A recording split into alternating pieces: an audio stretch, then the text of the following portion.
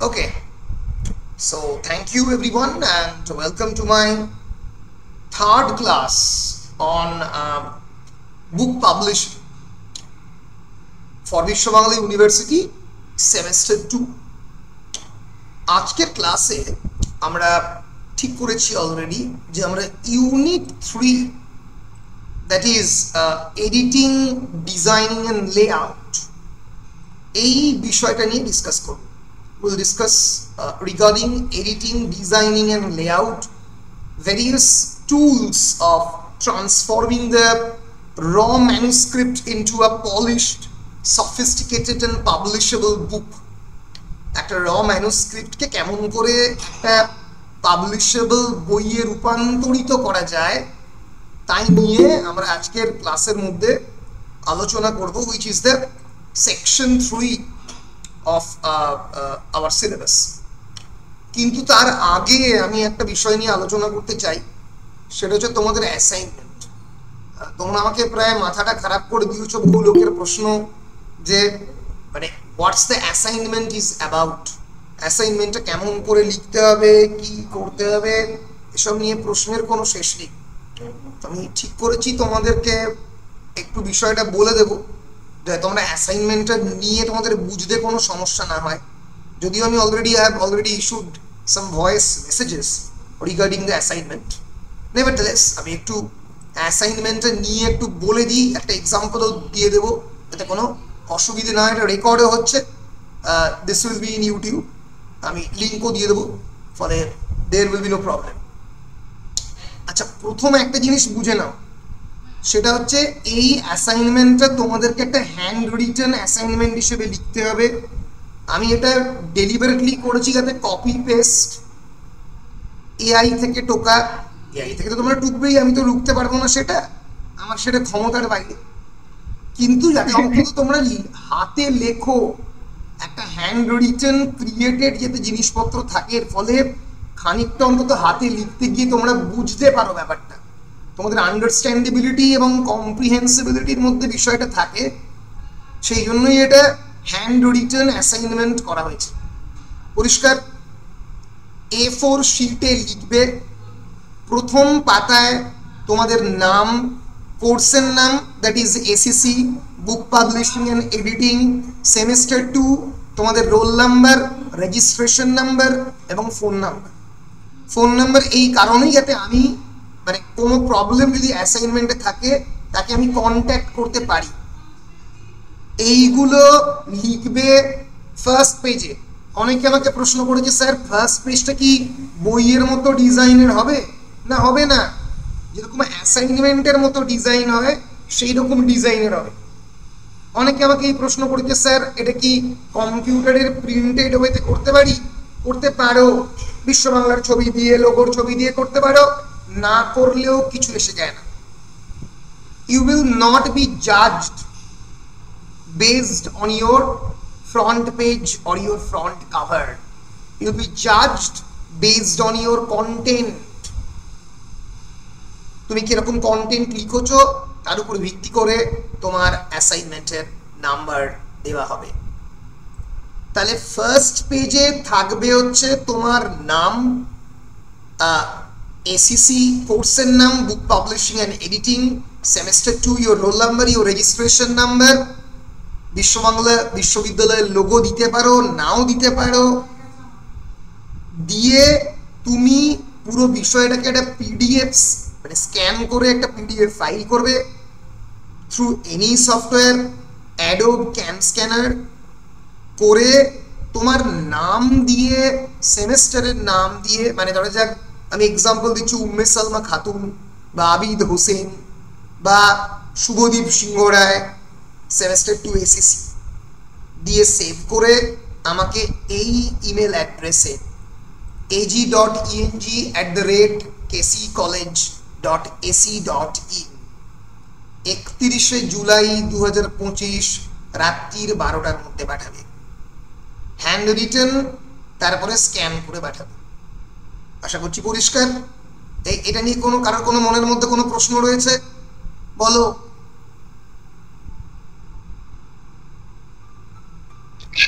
Sir A4 পেজে লিখবো তো? A4 পেজে লেখো। হ্যাঁ জয়া, আমি একটা ক্লাস নিচ্ছি অনলাইনে, আমি নিয়ে নি, তুমি আমাকে একটু পরে করো, ঠিক আছে? 2টো নাগাদ করো, ঠিক আছে? বেশ বেশ।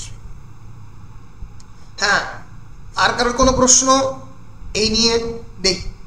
আচ্ছা, এর পরে যে জিনিসটা করবে সেটা হচ্ছে শুরু করবে একটা কোয়ারি লেটার দিয়ে। দেখো, কোয়ারি লেটারটা প্রথমেই দিয়ে দাও, কারণ তোমাদের যে topic of assignment which is a professional book proposal, তাতে জেনারেলি প্রথমে কোয়ারি লেটার থাকে। তারপরে এই পুরো অর্ডারটা ফলো করো। একটা সিনপসিস দাও, টার্গেট অডিয়েন্স তোমার বইয়ের কি, মার্কেট অ্যানালিসিস কি, ইউনিক সেলিং পয়েন্ট কি, অথার প্রোফাইল কি। এবার তোমরা বলতে পারো যে স্যার এটা মানে বস্তুটা কি? বস্তুটা হচ্ছে ঠিক এই রকম, মানে আমি একটা স্ট্রাকচার দিচ্ছি, দেখে নাও। ধরে দেখ, আমি প্রথমে একটা কোয়ারি লেটার দিলাম, আমি এটা সার্কুলেট করছি না কেন? কারণ তাহলে সবাই এই রকমের মতো করেই লিখবে, নতুন কিছু করবে না। তোমরা নতুন কিছু লেখো, এই স্ট্রাকচারের বাইরে লেখো, স্পেসিমেনের বাইরে লেখো, সবাই এক জিনিস করো না। প্রথমে একটা formal query letter written to a commissioning editor of an established publication house of India. It can be Penguin Random House, it can be Oxford University Press, it can be Cambridge University Press, it can be Bloomsbury. এবং বিষয়টা হচ্ছে তুমি নিজেকে imagine করো as an author. Imagine yourself as an author. তাহলে অনেকে যে আমাকে প্রশ্ন করছে, স্যার কোন বই নিয়ে লিখবো, আমি কি কোনো একটা পার্টিকুলার বইয়ের রিভিউ লিখবো?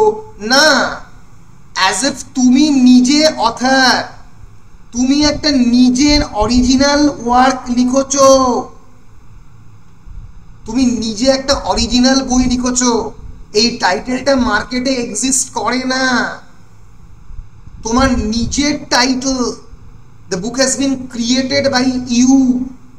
ইট can be anything, it can be a work of poetry, কবিতার বই হতে পারে, it can be a work of fiction, তুমি একটা উপন্যাস লিখে ফেলতে পারো, it can be a collection of short story, or it can be an academic book, a textbook, or it can be a monograph, যেটা আমি ক্লাসের মধ্যে বলেছিলাম। মনোগ্রাফ মানে হচ্ছে বেসিক্যালি একটা সিঙ্গল থিমড রিসার্চ বা রিসার্চ টপিক নিয়ে একটা এন্টায়ার বই লেখা। ধরো আমি তান্ত্রিক বুদ্ধিজম নিয়ে একটা বই লিখেছি, আমি রেস্টোরেশন ড্রামার নিয়ে একটা বই লিখেছি, research work. or it even can be an edited volume. Edited volume মানে you are editing a volume যেখানে অনেকগুলো author, multiple authors have contributed into this volume and you are the editor of this volume. You are writing a book proposal stating that these are the authors and this book will be great for the students, কারণ এখানে multiple অথরের বিভিন্ন perspective রয়েছে, তারা বিভিন্ন টেক্সটকে তাদের মতো করে deal করেছে। ফলে তুমি হচ্ছ এই বইয়ের মূল রূপকার, you are the soul creator of this book. এইভাবে ইমাজিন করে তোমাকে প্রথমে বইয়ের টাইটেলটা ঠিক করতে হবে এবং কোনো একটা পাবলিকেশন হাউসকে you have to write a query letter or a commissioning or a cover letter to the commissioning editor of that particular publication house. Is it clear, ladies and gentlemen? Yes sir, clear. Clear. ধরা যাক তুমি সাবজেক্টে লিখলে book proposal submission my, or তুমি সাবজেক্টটা অন্য কিছু লিখতে পারো যে submission of the proposal of the book titled, ধরা যাক আমি এখানে দিয়েছি the song of the red earth, Birbhum নিয়ে একটা হিস্টোরিক্যাল ফিকশন তুমি লিখছো, সেখানে তুমি শুরুতেই লেটারে লিখবে যে set in Bengal between 1905 and 1971, the novel follows 4 generations of a family whose lives are shaped by the seismic historical events from partition of Bengal and the 1943 famine to the 1971 Bangladesh Liberation War. তোমার নভেলের মূল বিষয়বস্তু কি বা তোমার ফিকশনের মূল বিষয়বস্তু কি সেটা তুমি লিখছো। তার আগে তুমি লিখছো যে I hope that this letter finds you well. I am writing you to submit for your consideration my debut historical fiction novel, my debut academic book, my first academic book, a work that I believe which aligns with your with the Penguins or Oxford's continued legacy of publishing. তোমাদের publishing পলিসির সঙ্গে যাচ্ছে আমার বইয়ের লেখার ধরন, এবং তোমার বই টোটাল কত ওয়ার্ডসের মধ্যে, জেনারেলি যে কোনো ফিকশন 1 লাখ ওয়ার্ডের মধ্যে লিখতে হয়, কারণ পাতার সমস্যা থাকে। মোটামুটি 1 লাখ শব্দ, অনেকে 1.5 লাখ লেখে যদি ফিকশন হয়। আর কবিতার বই হলে তো মোটামুটি 50 page, 45 page, collection of, for example, 20 poem, 25 poems, ঠিক আছে। এইরকম ভাবে তোমার বই কত পাতা হতে পারে, কতটা অ্যাপ্রক্সিমেট ওয়ার্ড নিতে পারে, এবং what is the main theme of your book in 1 paragraph, তুমি লিখে ওয়ার্ম রিগার্ডস দিয়ে তোমার নাম এবং তোমার অ্যাড্রেস দিয়ে শেষ করে দাও। তারপরের পাতায় সিনপসিস অফ দ্য বুক যাবে, এই যে যেটা অলরেডি এখানে বলেছি সেই একই জিনিসটা, ঠিক আছে, যে set in this turbulent backdrop of the Bengal in the early 20th century থেকে পোস্ট পার্টিশন যাচ্ছে। যদি গোয়েন্দা গল্প লেখো তাহলে গোয়েন্দা গল্পের মতো করে বলে তারপরে টার্গেট অডিয়েন্স বলবে।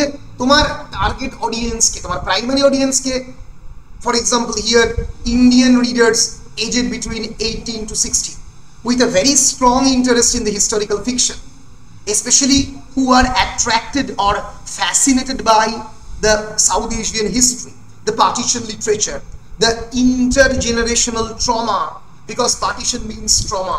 Naxalite movement মানে তার ভেতরের মধ্যে এক ধরনের traumatic feeling থাকবে। And what is your secondary audience? International readers who are also interested in post-colonial narratives, who are interested in Bengal history, or who are academics, for example, ঠিক আছে। আমি একটা এক্সাম্পল দিলেই বুঝবে। ধরা যাক অমিতাভ ঘোষের non fictional book the great derangement, Amitabh Ghosh is a famous author. Apart from that, he is also a professor of social anthropology in the University of Oxford. Okay, so তিনি যখন the Great Derangement লেখেন, a very famous book on the climate change, on the climate history, on the politics of the climate change, ওনাকে তো Oxford বা পেঙ্গুইনকে, এটা probably publish হয় penguin Random house থেকে আমার যতদূর মনে পড়ছে, তাদেরকে তো ওকে তো বলতে হয়েছিল যে ওর বইটা কাদের জন্য, রিডারটা কারা। বেসিক্যালি এই যে পেঙ্গুইন বুকস থেকে পাবলিশ হয়েছিল, রিডারটা হচ্ছে যে যারা ক্লাইমেট হিস্ট্রিতে ইন্টারেস্টেড, যারা কালচারাল পলিটিক্স, যারা history politics of the climate change and its relationship to colonialism তাতে ইন্টারেস্টেড। ইউনিভার্সিটি অফ শিকাগো থেকে এই বইটা প্রথম পাবলিশ হয়, তারপরে পেঙ্গুইন র্যান্ডম হাউসে যায়, ঠিক আছে।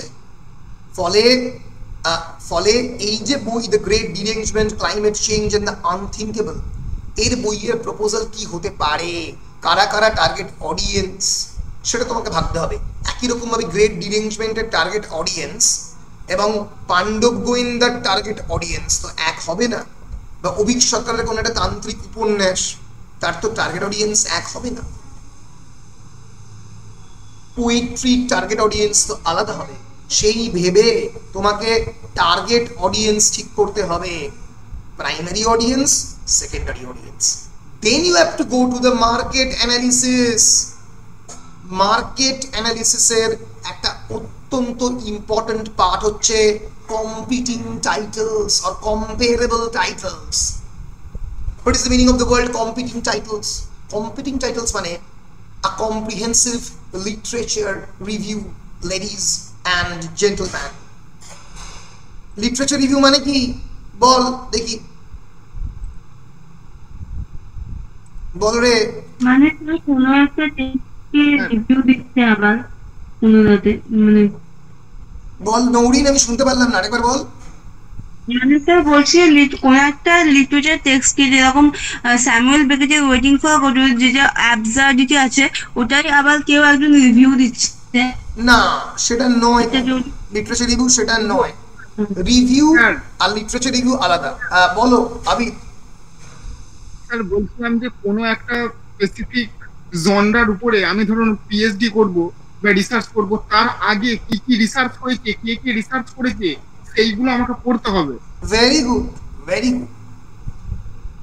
Literature review means review of the previous works that has already been done, that has already been done by the previous generation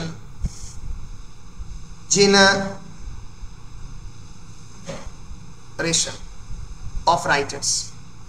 আমি যে বিষয় নিয়ে লিখছি সেই বিষয়ে আগে কি কি লেখা হয়ে গেছে, আমি যে নভেল নিয়ে লিখছি সেই নভেলে কি কি আগে হয়ে গেছে, যেটা আবিদ বললো, if I am doing my PhD on a certain topic, for example on the medieval history, or for example I'm doing my research on the Geoffrey Chaucer Canterbury Tales, তার আগে তার উপরে এই যে জিলম্যানের দ্য এস্টেট স্যাটায়ার নিয়ে কাজ হয়ে গেছে, চসারিয়ান এস্টেট স্যাটায়ার, সেইটা নিয়ে আমি কাজ করব না, তার থেকে আমার কি ডিফারেন্স? ফলে লিটারেচার রিভিউটা হয় রিসার্চে, আর গ্রুপ প্রপোজালের ক্ষেত্রে হয় competing titles, competing or comparable titles. Particularly আমার যে কাজ, সেই কাজের এরিয়াতে আর কি কি একই রকমের টাইটেল বা একই টপিকের বইপত্র রয়েছে। ধরা যাক I am writing a book on Naxalite movement on the intergenerational trauma of Bengal, then comparable title কি হবে? The Shadow Lines by Amitabh Ghosh, which centers around the partition trauma of Bengal. Okay, intergenerational trauma from 1902 ঢাকাতে ঠাম্মার জন্ম থেকে up to the 1971 Bangladesh liberation war, সেই সময় অবধি ইতিহাসটাকে অমিতাভ ঘোষ ট্রেস করেছেন। তাহমিনা আনামের a golden age, the lowland of course Naxalite movement নিয়ে বাই ঝুম্পা লাহিড়ী, সালমান রুশদির Midnight's children to a certain extent. ঠিক আছে, এবার আমাকে বলতে হবে তার ডিফারেন্সটা কি, মানে why my novel is different and why my novel is, how my novel is portraying a unique perspective, a unique point of view from these competing titles. বলতে হবে, while these novels, the above mentioned novels, explores partition, diaspora and modern India, my text, The Song of the Red Earth, focuses distinctly on Bengal's localized history. The tales of the undocumented pain of the Dalit refugees, Jessore Khulna uprising, যেটা নিয়ে লেখা হয়নি। অমিতাভ ঘোষের shadow লাইন্সে রয়েছে হচ্ছে ওই কাশ্মীরের হজরত বাল, সেই সময়কার রায়াত, 1964 এর রায়াত, কিন্তু খুলনা যশোর আপরাইজিং নিয়ে নেই। I'll discuss also the emotional aftermath of the 1971 war in Bengal. Topics largely absent from the mainstream narratives. তোমার কবিতা হলে, তোমার উপন্যাস হলে, তোমার কোনো টেক্সট বই হলে, সেটা অন্যান্য টেক্সট বুকের থেকে কি করে আলাদা? অন্যান্য টেক্সট বুকে খুব বেশি পরিমাণে শর্ট কোয়েশ্চেন দেয়া নেই 2 মার্কসের, তোমার বইতে রয়েছে, এটা স্টুডেন্টদের অ্যাট্রাক্ট করবে, সেটা লিখতে পারো। তুমি ফর এক্সাম্পল তুমি প্রশ্ন উত্তরেরই বই লিখছো, ধরে নিচ্ছি, খুব বিখ্যাত হতে চাইছো না, তুমি কেবলমাত্র বিক্রির জন্যই লিখছো, তো সেটা স্টুডেন্টদের মধ্যে কেন বিক্রি হবে, সেই কথাটা তুমি এখানে বলছো। Basically market analysis is equivalent to the literature gap of a research. কোথায় কোথায় গ্যাপ রয়েছে, পিএইচডি করতে গেলে রিসার্চ গ্যাপ লিখতে হয়, and then from the research gap you arrive on research hypothesis. তোমার মেইন আর্গুমেন্ট গুলো কি কি, আমি পরবর্তীকালে যখন তোমাদের থার্ড সেমিস্টারে রয়েছে ডিসার্টেশন অ্যান্ড রিসার্চ মেথডোলজি, যখন আমি রিসার্চ মেথডোলজি পড়াবো তখন আমি এই কথাগুলো বলবো। এখন যেহেতু বুক পাবলিশিং পড়াচ্ছি, আমি বলছি যে কোন কোন জায়গাতে তোমার ইউনিক সেলিং পয়েন্ট, ইউএসপি, কেন তোমার বই বিক্রি হবে, কি করে আলাদা, সেইটা বলছি। Why, what are the unique selling points? তুমি বলবে, কেউ বললো যে this is an academic textbook meant for বিশ্ব বাংলা বিশ্ববিদ্যালয়ের স্টুডেন্টস, তারা উপকৃত হবে এই বই পড়ে, এবং not only BBU student but also Bardhaman university and other universities, because there are lots of examples of questions, তারা এই বইটা বেশি কিনবে। একদম কোনো ধরনের মনের মধ্যে লজ্জা না রেখে সেটাই লিখবে যে বইটা বেশি বিক্রি হবে কারণ প্রচুর প্রশ্ন উত্তর রয়েছে।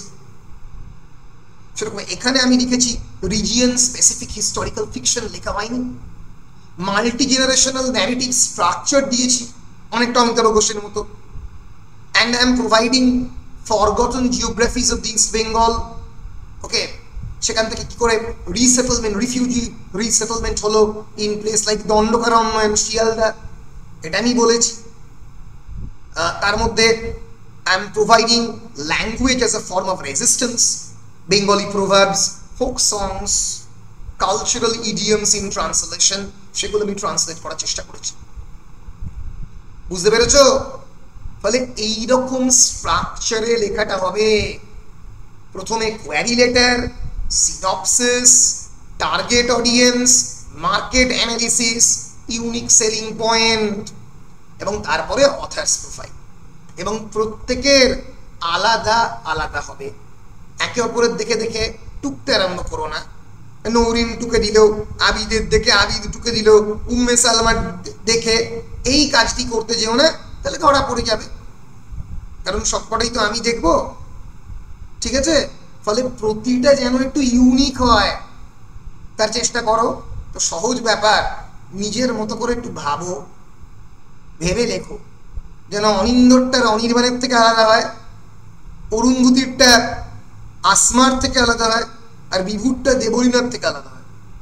কারণ প্রত্যেকে আলাদা আলাদা বুক প্রপোজাল পাঠাচ্ছ আলাদা আলাদা পাবলিশারকে, সবাইকে যে পেঙ্গুইন র্যান্ডম হাউস লিখতে হবে তার কোনো মানে নেই না। এই পিডিএফটা আমি দেবো না, আমি ইচ্ছে করেই দেবো না, কারণ দিলে যেটা হবে এই স্ট্রাকচারটা সবারই এক হবে, এটা আমি করতে চাই না।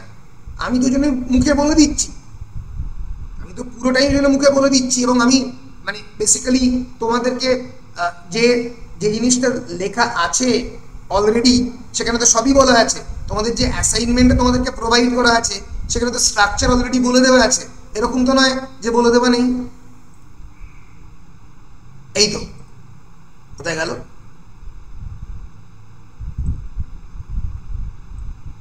এই তো এখানে সবই তো বলে দেওয়া আছে যে synopsis, target audience, market analysis, unique selling point, author profile সবই বলা আছে।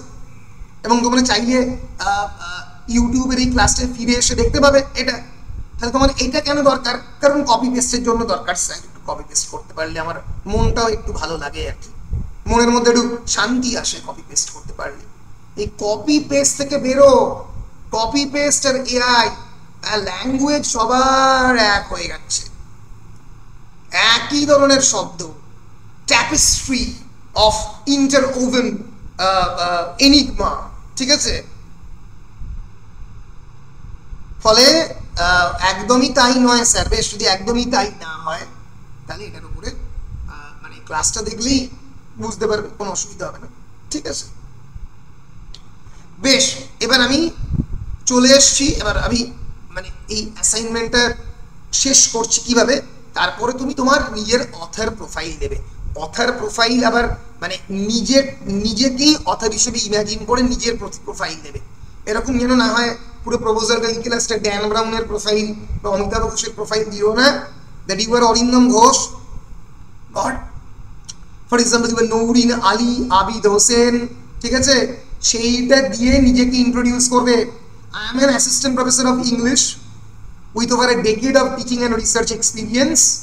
You are a Vishwamangala University student who has done your undergraduate degree in English honors from a particular college, এবং তোমার এই বিষয়ে ইন্টারেস্ট রয়েছে কেন সেটা বলবে। তুমি তোমার কি তোমার পয়েন্ট অফ ইন্টারেস্ট এই হিস্টোরিক্যাল ফিকশন বা এই পোয়েট্রিটা লেখা, তুমি সেটা বলবে এই অথার প্রোফাইলে, এবং তোমার কেন লেখা ছাপানো উচিত সেটাও তুমি বলবে, ঠিক আছে। এবং তোমার একাডেমিক ট্রেনিং, তুমি তোমার ব্যাকগ্রাউন্ড নিয়ে বলতে পারো, যদি তুমি হিস্টোরিক্যাল ফিকশন বা পার্টিশন ফিকশন লেখো, যে তুমিও উদ্বাস্তু ফ্যামিলিতে বিলং করো কিনা, যদি কোনোভাবে তোমার কালচারাল হিস্ট্রির সঙ্গে, তোমার জেনারেশনাল হিস্ট্রির সঙ্গে তোমার নভেলের কোনো মিল থাকে। তুমি যদি একজন বুদ্ধিস্ট হও, যদি তুমি দলিত হও, দলিত রিফিউজি নিয়ে তুমি টেক্সট লিখছো, তাহলে তুমি তোমার অটোবায়োগ্রাফিক্যাল ডিটেলও দিতে পারো, যে তুমি কালচারালি নিজেকে রিলেট করতে পারছো এর সঙ্গে। পরিষ্কার বলো, পরিষ্কার কি পরিষ্কার নয়? এবার এরকম আমি অনেকগুলো এক্সাম্পল দিচ্ছি, তুমি বিভিন্ন জিনিসপত্র নিয়ে লিখতে পারো। আমি একটা এক্সাম্পল দিচ্ছি, ধরা যাক একটা ডিটেকটিভ মিস্ট্রি, গোলক দাঁড়ায় শঙ্খচূড়, তাই নিয়ে তুমি একটা কলকাতা বেসড ডিটেকটিভ অর্ণব সিনহা, আমাদের অর্ণব দা ধরা যাক, অর্ণব সেন এখানে লেখা আছে, রিসিভস এ ক্রিপ্টিক লেটার, যেরকম মানে এসভিএফ এর শ্রী ভেঙ্কটেশ ফিল্মসের দেখবে যে এরকম বহু সিনেমা রয়েছে, যে কর্নেল ইউনিভার্সিটিতে পড়া একজন ইতিহাসের অধ্যাপক একটা ক্রিপ্টিক লেটার পেল শশাঙ্কের সময়, তাই নিয়ে প্রচুর দের আর string of temple thefts across Bengal, মন্দির গাত্র থেকে প্রচুর চুরি হচ্ছে, ভেরিয়াস আর্কিটেকচারাল মার্ভেলস, তো সেই এক্সক্যাভেশন থেকে চুরি হচ্ছে, তাই নিয়ে একটা গোয়েন্দা গল্প, ঠিক আছে। পার্টিশন অ্যান্ড লাভ নিয়ে তুমি একটা লিখলে, যে amidst the chaos of the partition, a Hindu girl and a Muslim boy fall in love in Barishal, তাদের ছেলে মেয়ের প্রেম হলো এবং তারা কানেক্টেড হলো 2020-তে। রাজনীতির ভূত বা ঘোস্ট অফ পলিটিক্স নিয়ে পোস্ট ইমার্জেন্সি বেঙ্গলে পুলিশ ফিকশন নিয়ে একটা ফিকশন লিখে ফেলবে, ঠিক আছে। ক্যাম্পাস নভেল, যাদবপুর ইউনিভার্সিটি বা তোমাদের বিশ্ববাংলা ইউনিভার্সিটি নিয়ে একটা ক্যাম্পাস নভেল লিখলে, একটা সায়েন্স ফিকশন লিখলে, ধরা যাক 2075-এর বোলপুর নিয়ে, একটা হরর ফিকশন লিখলে, বা তান্ত্রিক বুদ্ধিজম নিয়ে একটা লেখা লিখলে, বা একটা ছোট মতো মানে বই লিখলে বিশ্ববাংলা ইউনিভার্সিটির জন্য, বা একটা কবিতার বই লিখলে, তার প্রপোজালটা কি হবে তাই নিয়ে তোমার লেখা হবে। বলো, জলের মতো পরিষ্কার না জলের মতো পরিষ্কার নয়? হ্যাঁ স্যার, জলের মতন পরিষ্কার। ব্যাস, ফলে এইটা নিয়ে আর কোনো কনফিউশন কারণ, বলো নৌরিন বলো। বলছিলাম যে যদি আমি পাস্ট লিখছি, এটা হয়তো অথার হিসেবে এর আগে আমি লিখিনি, তাহলে অথারের ওখানে আমি তাহলে তো কিছু অ্যাড করতে পারবো না? না, কেন পারবে না? তুমি লিখবে, আমি কি বললাম, আমি বললাম যে তুমি তোমার ব্যাকগ্রাউন্ড নিয়ে লিখবে, that I am Nourin Ali, I have a background of English, studying English literature for more than 4 years. 3 বছর ইংলিশ অনার্স পড়েছো, 4 নম্বর বছরে কি করছো? 4 নম্বরে মাস্টার ডিগ্রি পড়ছো, studying master degree. I have genuine interest in historical fiction. তুমি কোনখানে থাকো নৌরিন, তুমি কোনখানে থাকো? লাভপুর স্যার। লাভপুরের কয়েকটা আমাকে কালচারাল ফেস্টিভ্যালের নাম বলো, যেটা তুমি ছোটবেলা থেকে অ্যাটেন্ড করেছো।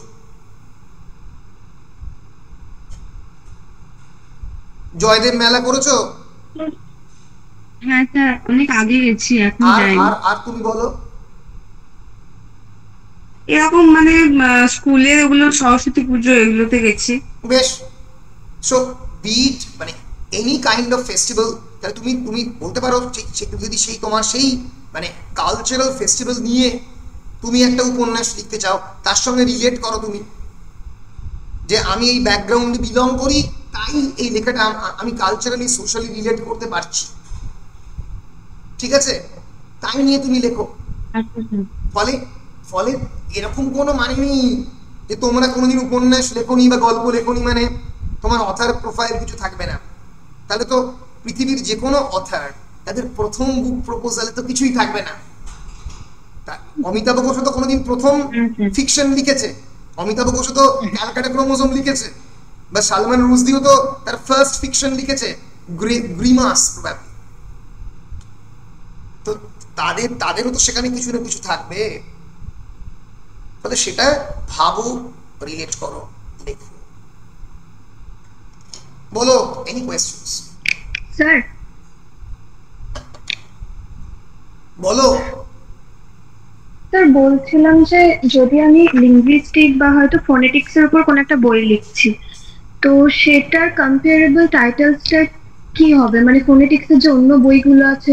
হ্যাঁ সেগুলো এবার দেখো, আমি তোমাকে বলছি তুমি ফোনেটিক্স নিয়ে যদি তুমি কাজ করো, ফোনেটিক্স নিয়ে তুমি একটু দেখে নেবে যে ফোনেটিক্সের উপরে কি কি বই গুগল বুকসে আছে। ফোনেটিক্স ধরা যাক আমি লিখলাম ফেমাস টেক্সটস, কি কি অ্যাভেলেবল রয়েছে বাজারে। প্রচুর বই রয়েছে, বিশেষ করে ওই পিটার ল্যাডগফট এবং কেইথ জনসনের কোর্স ইন ফোনেটিক্স খুবই বিখ্যাত। তারপরে মাইক ডেভেনপোর্টের বই, এইগুলো একটু দেখে নেবে। এই যে মরে যাবে গিয়ে বুকসে যাবে, গুগল বুকস, এই যে writing systems and phonetics, Alan ক্রাটেনডেনের how to teach phonetics, Gerald Kelly, এবং একটু গুগল করে দেখে নেবে এই বইয়ের রিভিউগুলো কি, মানে এই বইয়ের ভিতরে কি আছে। চ্যাট জিপিটিও করতে পারো, কোনো অসুবিধে নেই। জিপিটিকে প্রপারলি ইউজ করতে পারলে জিপিটি ইজ গুড। কিন্তু তোমরা যদি এখন জিপিটিকে পুরো অ্যাসাইনমেন্টটা করাও, ভেঙে ভেঙে না করিয়ে যদি এখন পুরোটাকে লিখতে বলো, ও ভালো লিখতে পারবে না। তোমার you have to do your own research very well. রিসার্চটা এআই কে দিয়ে করাও, মানে ভেঙে ভেঙে রিসার্চ করা। এআই কে বলো যে আমাকে বল যে ফোনেটিক্সের ওপরে কি কি ইম্পর্টেন্ট টেক্সট রয়েছে, tell me and do a brief review of this text, এবং এর রিসার্চ গ্যাপ কোথায়, ফোনেটিক্সের কোন জায়গাটা নিয়ে কাজ হয়নি। যদি ইন জেনারেল ফোনেটিক্সের সব নিয়ে মোটামুটি কাজ হয়েছে, যদি তুমি শুধু ফোনেটিক্স ধরো। এবার বীরভূমের বেঙ্গলি ডায়ালেক্টের ফোনেটিক্স নিয়ে হয়তো কম কাজ হয়েছে, ঠিক আছে। তো তোমাকে ওই জায়গাটা দেখতে হবে যে তুমি এটাও বলতে পারো যে ফোনেটিক্সের মানে প্রচুর টেকনিক্যাল বুকস আছে, ডিফিকাল্ট বুকস। তোমার বইটা অনেক বেশি সহজ বোধ্য, স্টুডেন্টদের মতো করে তৈরি করা, কোয়েশ্চেন আনসার ফরম্যাটে তৈরি করা, সেটাই বলো, ঠিক আছে। ফলে তোমাকে যখন লিটারেচার রিভিউ করবে তখন তোমাকে ওই কম্পিটিং টাইটেলসের জায়গায় এইগুলো দিতে হবে। এই phonetics of English by Daniel Jones, intelligibility, oral communication and the teaching of English literature, ইএলটির উপরে কি কি বই আছে সেটা তোমাকে এখানে লিখে দিতে হবে। বুঝতে পেরেছো? হ্যাঁ স্যার। Any other questions? বলছি যে বেঙ্গলি পোয়েম হতে পারে collection, Bengali poem poetic collection হতে পারে। সেক্ষেত্রে তোমার ক্ষেত্রে কম্পিটিং টাইটেলস খুব কমই থাকবে, কিন্তু ইউ ক্যান সে দ্যাট তোমার পোয়েটিক ইনফ্লুয়েন্সের মধ্যে যদি শক্তি চট্টোপাধ্যায়, ভাস্কর চট্টোপাধ্যায়, বা বলো যে বিখ্যাত কবি ওই জলপাই কাঠের এসরাজ, কার লেখা?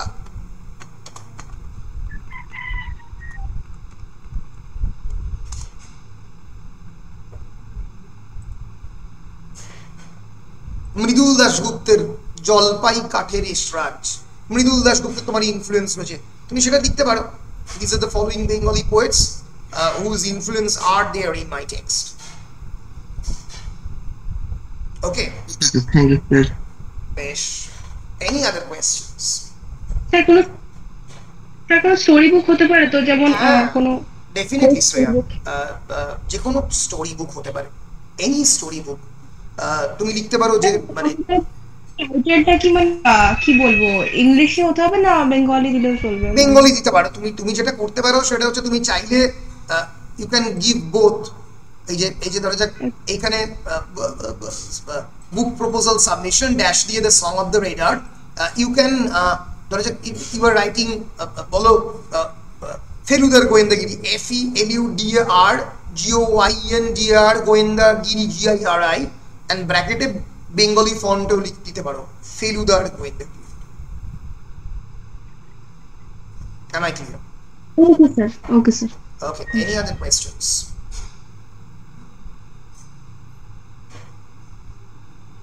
হ্যাঁ, আমাদের মধ্যে শামীম কিন্তু কি বলছে আমাদের মধ্যে, let me read your comments. আমাদের মধ্যে শামীম কালকে নিজের বই পাবলিশ করেছে। yes, Shamim has shown me his books. তো that's a সেলফ পাবলিশিং বুক। আমি শামীমকে বলেছি তুমি তোমার বইটা নিয়েও তুমি লিখতে পারো, যে তুমি মানে অ্যাজ এ তুমি তোমার বইয়ের প্রপোজাল লিখছো, হ্যাঁ এটা নিয়েও তুমি লিখতে পারো। Target audience Biswa Bangla readers. কিন্তু স্যার টার্গেট অডিয়েন্স তো বেশি পাচ্ছি না আমি। টার্গেট অডিয়েন্স ওই 70 students of the Biswa Bangla reader, Biswa Bangla university. সমস্যাটা এটাই, মানে একটা পার্টিকুলার ইউনিভার্সিটি সিলেবাস, তোমাদের ইউনিভার্সিটি সিলেবাসটা খুব ইউনিক সিলেবাস, কারণ এটা সব ইউনিভার্সিটি ফলো করে না। এর ফলে কি টার্গেট অডিয়েন্সও কম। কলকাতা বিশ্ববিদ্যালয় বা বর্ধমান বিশ্ববিদ্যালয়ে যেখানে 250 জন স্টুডেন্ট, এর ফলে যে কোনো পাবলিশার সেটা নিয়ে এখানে ইন্টারেস্টেড হবে। তোমাদের ক্ষেত্রে মাত্র 70 জন স্টুডেন্ট এবং প্রতি বছর 70। যদি সিলেবাস চেঞ্জ হয়ে যায় একবার, তাহলে তো আর মানে কোনো কাজই আসলে না সেই বইটা পরবর্তী জেনারেশনের ক্ষেত্রে, ঠিক আছে? তো ফলে টার্গেট অডিয়েন্স তোমাকে লিখতে হবে, it's a small target audience, only 70 students, but per year it will be 70 students and amongst them 50 will perhaps buy this book. এবং এটাকে যেহেতু এটা মানে possibility of selling is very low, সেজন্য আমি এটাকে POD, প্রিন্ট অন ডিমান্ড, আগের দিন ক্লাসে পড়েছিলাম print on demand. It's a very important tool of self-publishing. It's a printing technology and business process যেখানে যতটা প্রয়োজন, for example per year 50 publication is required, সেই অনুযায়ী প্যাকেজিং এবং প্রিন্টিং হবে। ওকে, print on demand POD is a printing technology and business process in which book copies are not printed until the company receives an order. অ্যামাজনে order গেল, বইটা print হতে আরম্ভ করলো, বিশ্ববাংলা ইউনিভার্সিটির 25 জন অর্ডার দিল, তারা প্রিন্ট করলো। এতে পাবলিকেশন খরচ বেশি হয় কিন্তু লোকসান খুব কম হয়। পারহ্যাপস প্রতিটা বইতে সে রেভিনিউ লাগলো 20 টাকা 30 টাকা, কিন্তু রেভিনিউ হলো। যেটা লস হতে পারে হিউজ পাবলিকেশন, 400 বই ছাপিয়ে রেখেছে, 400 জন কিনলো না, 100 জন কিনলো, 300 লস। তাহলে তুমি যেহেতু you are writing for a small target audience, you can go for POD, print on demand. তুমি লিখে দিলে তোমার প্রপোজালে যে আমি প্রিন্ট অন ডিমান্ড চাইছি, বুঝতে পেরেছো? হ্যাঁ স্যার, আর যদি ওটা ইন কেস আমি জেনারেল করে দিই, মাস্টার স্টুডেন্টস কিন্তু জেনারেল থাকবে। শামীম বুঝতে পারছি না, এগেইন স্যার যদি ওটা জেনারেল করে দিই মানে সমস্ত মাস্টার্স স্টুডেন্টদের জন্য, then it will be a great hit. মানে ইউ ক্যান মানে তুমি এটাকে পুরো জেনারেল করে দাও and you can incorporate other university syllabus texts into your book. For example, you were saying that your book is for all the university students of Calcutta, Bardhaman, Jadavpur, everywhere. For example, you were writing a book on research methodology following the MLA 9th edition, but you were also incorporating your own ideas into it. How to write a research oriented text, or how to যদি তুমি poetry নিয়ে বই লিখছো, selected poetry, তাহলে ক্যালকাটা যাদবপুরের অন্যান্য সিলেবাসের টেক্সটগুলো তার মধ্যে আছে, শুধু বিশ্ববাংলার নয়। তাহলে টার্গেট অডিয়েন্স অনেক বেড়ে যাবে। এটাই শামীমকে বলেছিলাম। হ্যাঁ স্যার বুঝলাম, থ্যাংক ইউ স্যার। বেশ, any other questions?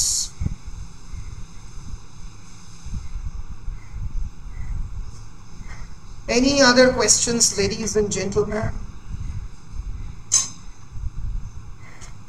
No other questions. আমি ধরে নিলাম যে তাহলে তোমাদের অ্যাসাইনমেন্টের আইডিয়া ক্লিয়ার। বেশ, লিখতে শুরু করো, আমার মেলে পাঠাতে শুরু করো। আমি একবার নামটা ডেকে নিই আমি ডিসকাশন ইনটু দ্য টেক্সটে চলে যাই। অদিতি চক্রবর্তী, অদ্রিজা রায়, অনিন্দ হালদার, অনির্বাণ রে, অরুন্ধতী ঘোষ, অশোক মান্ডি, আসমা খাতুন, বিভু দাস, দেবলীনা ঘোষ, দীপা হালদার, দীপিকা ওরাং, ইভানা বেগম, ঈশিতা মজুমদার, ঈশিতা চৌধুরী, জুহি মুখার্জি, কৃষ্ণা সাহা, লোপমুদ্রা সাহা, মেহমুদা খাতুন,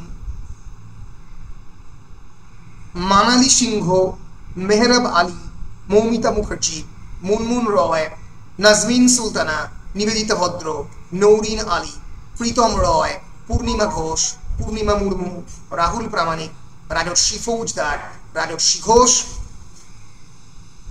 ঘোষ, রেহানা আজমি, সাঈদ মুস্তাফিজুল হক, শামীম আহমেদ, শ্রাবণী দলুই, শ্রেয়া ভট্টাচার্য, শ্রেয়া চ্যাটার্জি, শেখ আবিদ হোসেন, শেখ আশিয়া মোহাম্মদ, সৌমি চক্রবর্তী, সুমনা রয়, তনুশ্রী মোশন, তিয়াস চ্যাটার্জি অ্যান্ড ওয়াসিম আরিফ। আমি নামটা ডাকলাম, এটা রইল ক্লাসের 60 মিনিটসের জায়গাতে নাকি? হ্যাঁ, না 60 মিনিটটা কোনো হয় না, 41 মিনিটস, 41 মিনিটের জায়গাতে থাকলো রেকর্ডিং এ। আমি চেষ্টা করবো এটাকে মানে যদি অ্যাটেন্ডেন্স ইনকর্পোরেট করা যায়, প্রসূনদাকে বলেছি, দেখি। বেশ, তাহলে okay, actually it's pronounced as Asia sir. Okay, বেশ বেশ, ইশায়া, বেশ বুঝলাম। এবার আমি তাহলে যাচ্ছি আমাদের unit 3-তে, which is editing, designing and layout। আমি ক্লাসের মধ্যে কয়েকটা কোয়েশ্চেন নিয়ে যখন ডিসকাস করেছিলাম, এই পোর্শনটা আমরা উপরে ছুঁয়ে গিয়েছিলাম। আজকে ক্লাসে we will try to read this in a very comprehensive manner. So what is editing, ladies and gentlemen? Tell me about it. What is editing? Feel free, open your microphone and fire.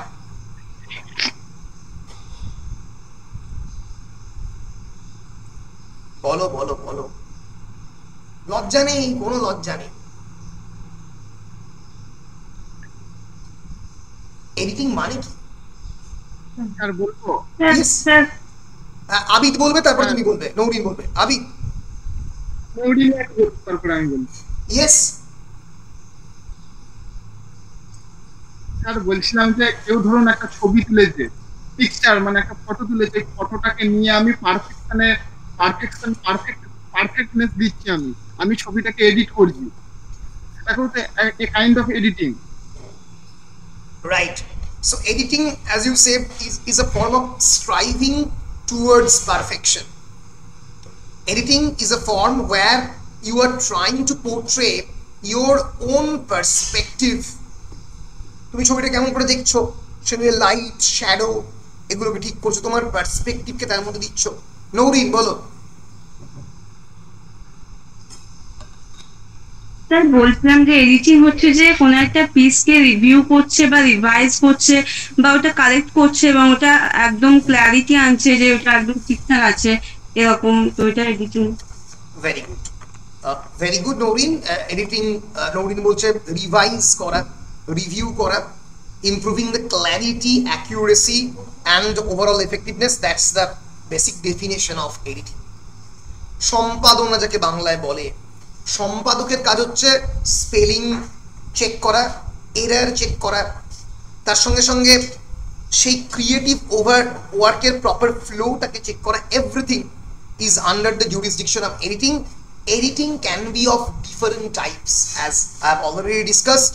Developmental editing, which is actually the highest form of editing, where an editor tries to change the structure of the book, the storyline, the plot line, the design, the everything in a book is a developmental editor.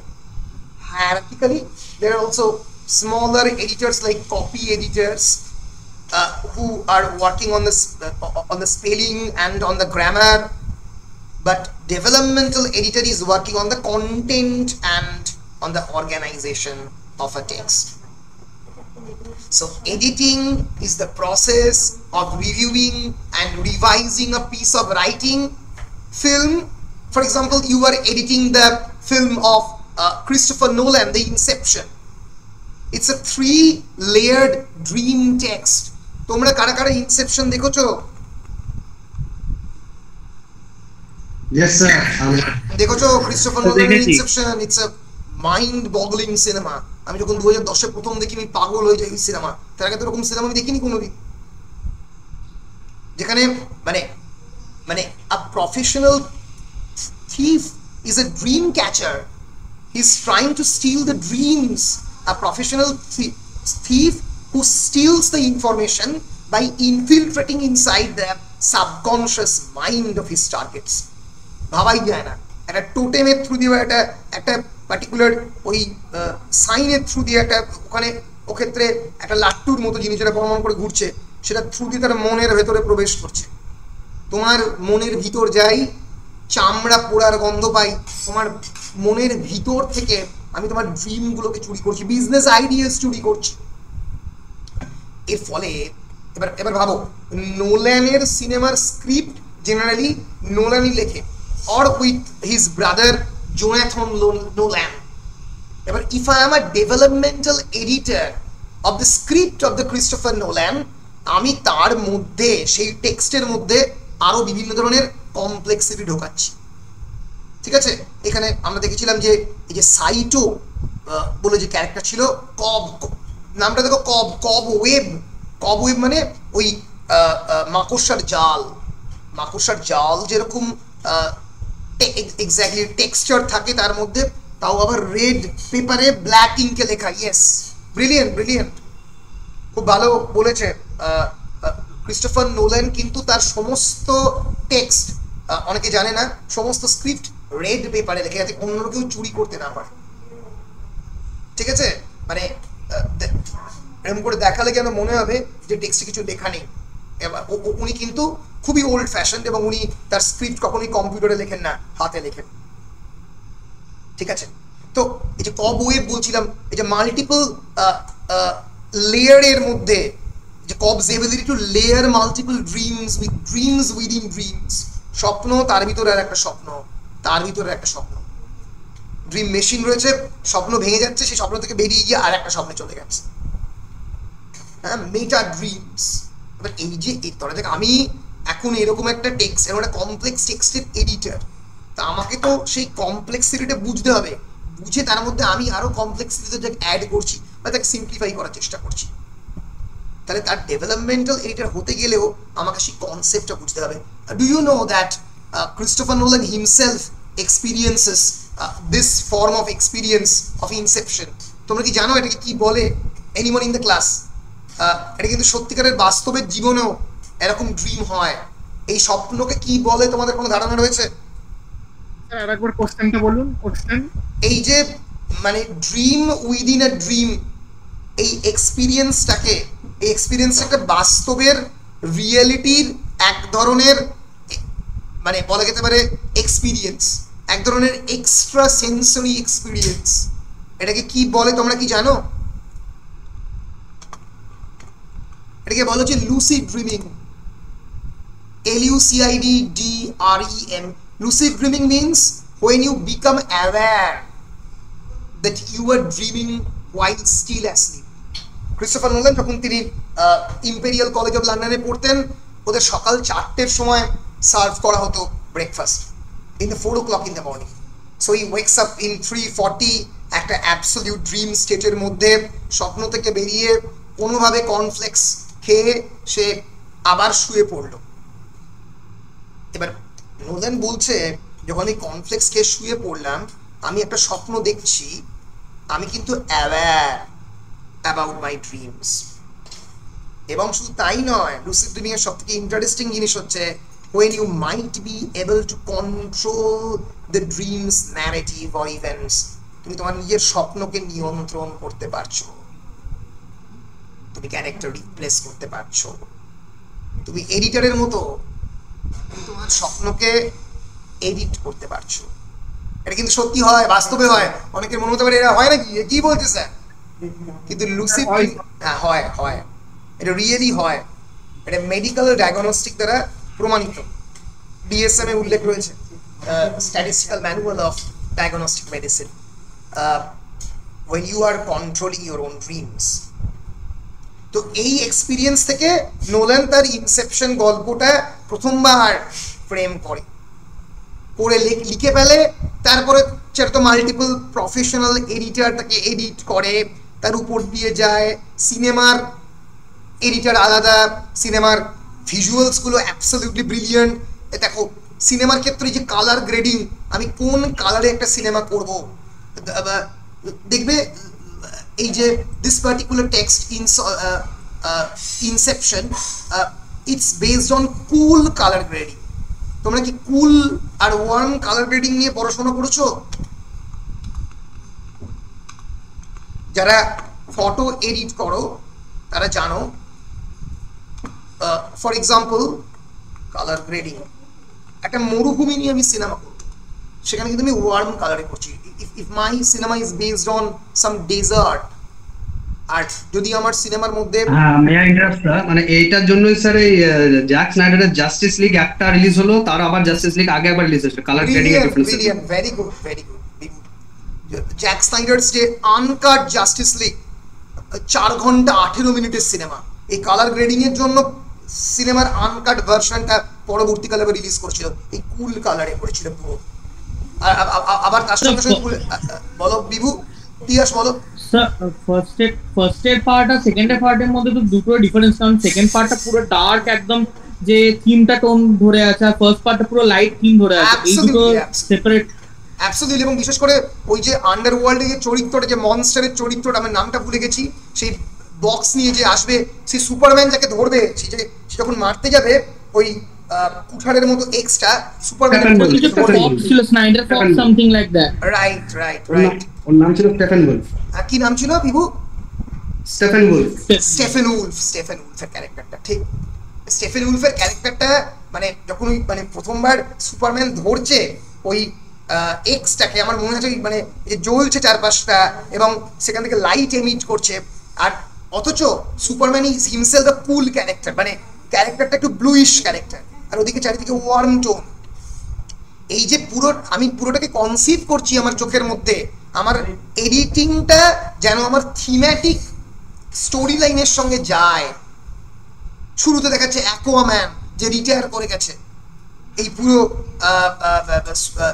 Super হিরোর যে বলা যেতে পারে এদের যে super হিরোর যে পুরো টিম থেকে রিটায়ার করে গেছে, তার যে লাইফের ব্যাক স্টোরিটা বলতে বলতে আসছে। That is the purpose of editing, যে তোমার গল্পের সঙ্গে, তোমার স্টোরি লাইনের সঙ্গে, তোমার থিমের সঙ্গে তোমার যে টেকনিক্যাল ডিটেল যেন মেলে। আমি কি বোঝাতে পারছি? স্যার জ্যাক স্নাইডারের যে এই যে আপনি বললেন এটা, এখানে স্যার দুটো টোনও তো আরেকটা, মানে এই যে বড় পার্টটা আছে তার মধ্যে আরো দুটো টোন আছে, কারণ লাস্টে যখন সেই ডিস্টোপিয়ান ওয়ার্ল্ডটা দেখাচ্ছিল তখন স্যার ওখানে আরেকটা টোন আছে, একদম আরো ডার্কার টোন। দুটো টোনই আছে। এবার একটা টোনেরও সিনেমা হয়, আমি একটা এক্সাম্পল দিয়ে বলছি, বলো। আরে ডেজার্ট নিয়ে সিনেমা, অস্ট্রেলিয়ান ডেজার্ট নিয়ে সিনেমা খুব বিখ্যাত হয়েছিল। আরে বল সিনেমা অন স্যার ডিউন একটা, আর একটা আছে তার আগে, অস্ট্রেলিয়ান ডেজার্ট। ডিউন তো নতুন রিলিজ করলো,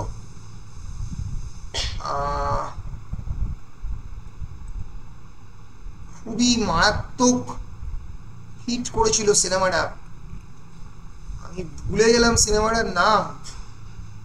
আরে সেই অদ্ভুত চরিত্র, এইটা মনে হচ্ছে আমার, ম্যাড ম্যাক্স। তোরা কেউ ম্যাড ম্যাক্স দেখেছিস? ম্যাড ম্যাক্স কিন্তু পুরোটাই ওয়ার্ম টোনে করা। কারণটা কি?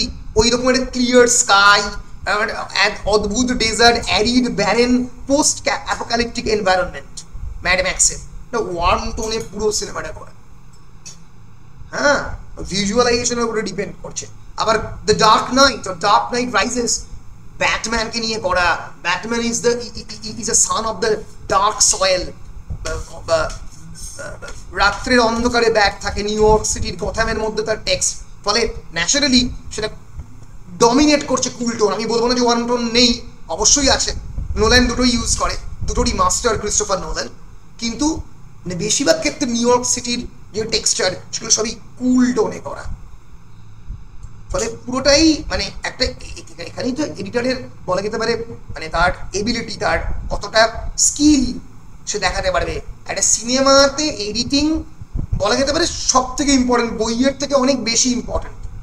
মানে সত্যজিৎ রায় বলা হতো যে তার এডিটিং টেবিলে পুরো সিনেমাটাকে একদম বলার ধরনটা কি পাল্টে ফেলতেন। যদি তোরা পথের পাঁচালী দেখে থাকিস, there is a very famous scene in which Durga actually dies, Durga মারা গেছে, অ্যান্ড ওই বিখ্যাত সিনেতেই দুর্গা মারা যাবে এবং ওই বাড়ির ওপরে সমস্ত কাক পক্ষীগুলো উড়ে যাবে, অ্যাজ ইফ মানে there occurred a absolute মানে disaster and death in the family। কিন্তু এখানে খুব ইন্টারেস্টিং জিনিস আছে, সেটা হচ্ছে দুর্গার ব্যাকগ্রাউন্ডে দুর্গা যখন কাশছে তখন একটা গণেশ মূর্তিকে দেখানো হচ্ছে। Ganesh or Ganapati is not only a symbol of wealth, but pre-Vedic ইরাতে Ganesh is also a god of wrath and violence। Ganesh কিন্তু ভায়োলেন্সের দেবতা, মৃত্যুর দেবতা, ফলে তার যে মৃত্যু হবে দুর্গার সেটা কিন্তু ওই ছোট্ট একটা আইকোনোগ্রাফিক সিম্বল দিয়ে, ছোট্ট একটা মূর্তির মধ্যে দিয়ে সত্যজিৎ রায় দেখিয়ে দিয়ে বেরিয়ে গেল, বুঝতে পারছিস? ফলে সিনেমাতে আমার মনে হলো যে আমি শুটিং করেছি গণপতি বাপ্পার মূর্তিটার ভেতরে পেছন দিকে খুব অল্প রয়েছে, আমি তারপরে মনে হলো ওই ব্লাড জিনিসটাকে একটু ফোকাস করব, শুধু ওদিকেই ক্যামেরাটাকে নিয়ে যাব, নিয়ে গিয়ে আবার সামনের দিকে আনলাম, মানে এডিটিং টেবিলে আমি করলাম। এখন তো অ্যাডোবি প্রিমিয়ার প্রো যুগে সবকিছুই সম্ভব, তখন করা খুব ডিফিকাল্ট ছিল, তো আমি সেটা করলাম। তার মানে আমি ওই সিম্বলটাকে ফোকাস করার চেষ্টা করলাম। এইভাবে কিন্তু editing can completely change A cinema, and it can also change A book. Am I clear?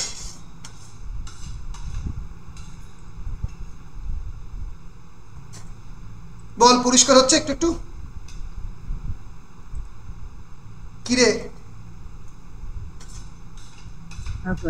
বেশ, এবার আমি মানে একদম টেকনিক্যাল ডিটেইলে চলে যাচ্ছি। What are the various types of editing? As I've already said, that developmental editing, it is known as content editing or macro editing. What is the difference between a macro and a micro, ladies and gentlemen? Macro means that which is something big, which actually talks about the entire theme of the text, তাকে macro বলে। Macro world বলতে বাহিরের পৃথিবী, micro মানে ভেতর, ছোট। So developmental editing is the big picture of the text. It deals with structure, concept and content, clarifying the main ideas. In fact, একজন developmental editor চাইলে একটা বইয়ের থিমকে পর্যন্ত চেঞ্জ করতে পারে। অমিতাভ ঘোষকে বললো তুমি একটা ক্যারেক্টার ইন্ট্রোডিউস করো, তুমি জ্যাঠামশাইয়ের ক্যারেক্টারটাকে ইন্ট্রোডিউস করো যে এখনো ঢাকাতে রয়েছে, যাকে দেখতে ত্রিদিবরা ঢাকাতে ফিরে যাবে এবং সেখানে একটা ভায়োলেন্সের ঘটনা ঘটবে শ্যাডো লাইটসে। এরপরে টেক্সটের মধ্যে একটা টুইস্ট হবে, একটা টার্ন হবে, ঠিক আছে? এইরকম সাজেশন একটা ডেভেলপমেন্টাল এডিটর দিতে পারে, যেটা একজন কপি এডিটর দিতে পারে না। বুঝতে পারছিস? হ্যাঁ স্যার, এক্স্যাক্টলি। ফলে ডেভেলপমেন্টাল এডিটরের কাজ হচ্ছে কি করতে পারে? He can clarify the main ideas and the themes of the text. He or she can ensure the logical organization of the chapters. Chapter বাড়াতে বলতে পারে, কমাতে বলতে পারে, recommend additions, deletions and reordering of the content, and helping the author refine the voice, the tone, the intended audience. বলতে পারে তুমি তোমার অডিয়েন্সটাকেই বলতে দাও, বলতে পারে যে টার্গেট অডিয়েন্সটাকে কেবলমাত্র অ্যাডাল্ট অডিয়েন্স না রেখে যারা অ্যাডোলেসেন্ট অডিয়েন্স তাদের জন্য করো। Okay, so for example, in a novel, a developmental editor might suggest strengthening the subplot, deepening the character development. একটা ক্যারেক্টারের ব্যাক স্টোরিকে বলতে পারে, ঠিক আছে? এইরকম ভাবে একটা ডেভেলপমেন্টাল বা এডিটর কন্ট্রিবিউট করে টেক্সটের ইনার ভয়েসকে চেঞ্জ করতে, স্ট্রাকচারকে চেঞ্জ করতে। এবার এর তলায় থাকে, এটা অনেক সময় বেশিরভাগ ক্ষেত্রেই developmental editor and structural editor একই হয়। এরা কি করে? টেক্সটের স্ট্রাকচার দেখে, রিফাইন করে, আর্গুমেন্ট, ন্যারেটিভ, কোনো ইনকনসিস্টেন্সি থাকলে পাল্টায়। একই হয়, অনেক ক্ষেত্রে একটা লোকই হয়। এরপরে থাকে কপি এডিটর আবার প্রুফ রিডার, অনেক ক্ষেত্রেই এক হয়। আমি নিজে প্রুফ রিডিং এর কাজ করেছি, কপি রিডিং এর কাজ করেছি দাশগুপ্ততে, নিয়োগী বুকসে, ঠিক আছে? ফলে এই কপি এডিটর এবং প্রুফ রিডার, আচ্ছা আমি তোদেরকে একটা ইন্টারেস্টিং জিনিস একটু বলে দিই, এটা তোদের কাজে লাগবে ভবিষ্যতে।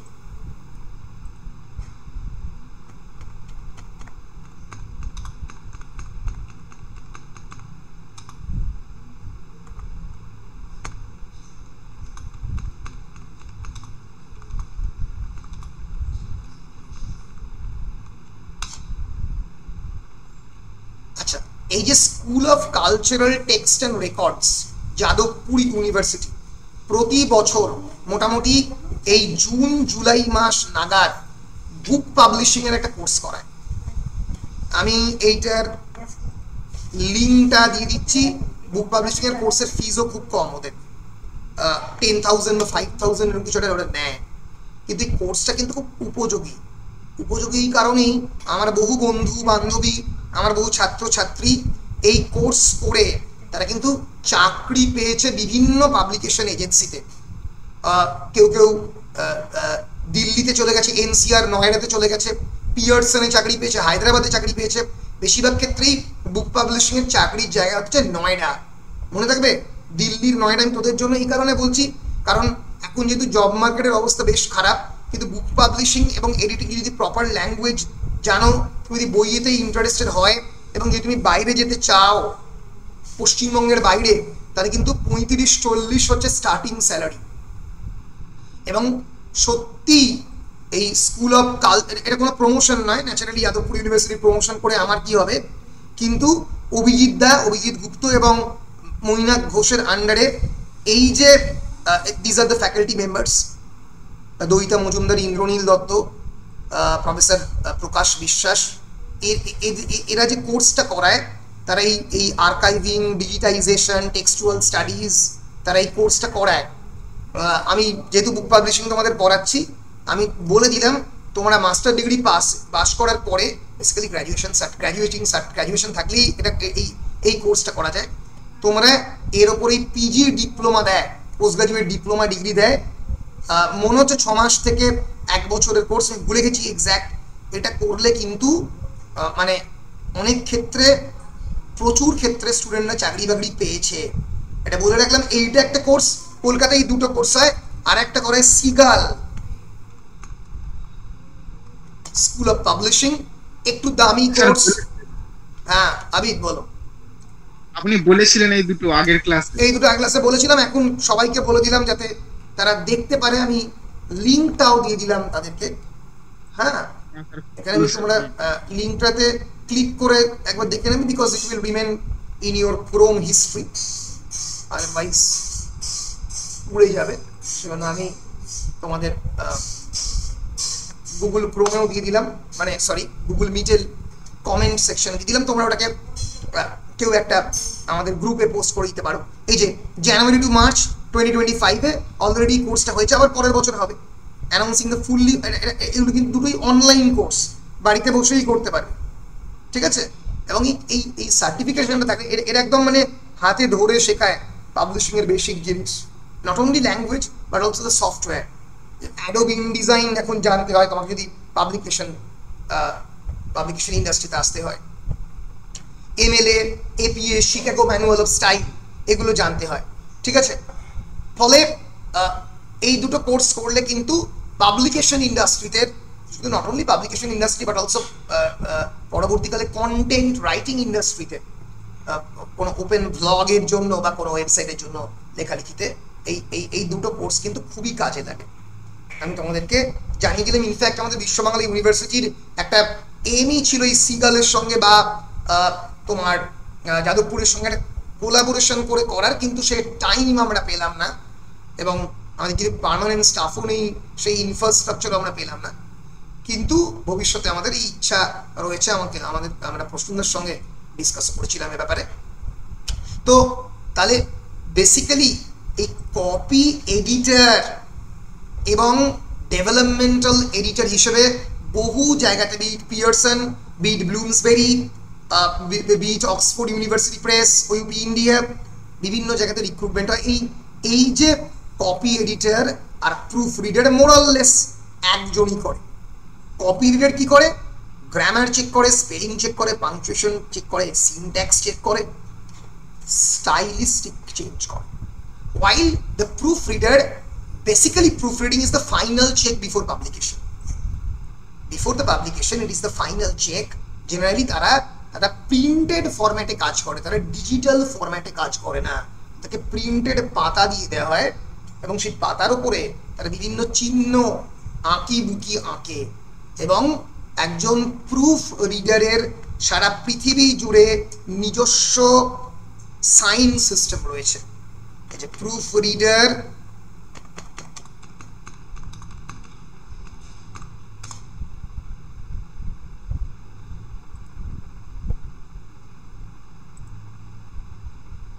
প্রুফ রিডার্স মার্কস বলা হয় এটাকে। আমি আমার স্যারের প্রফেসর চিন্ময় গুহর বহু লেখা প্রুফ রিড করেছি। তারা যাক, আমি লিখলাম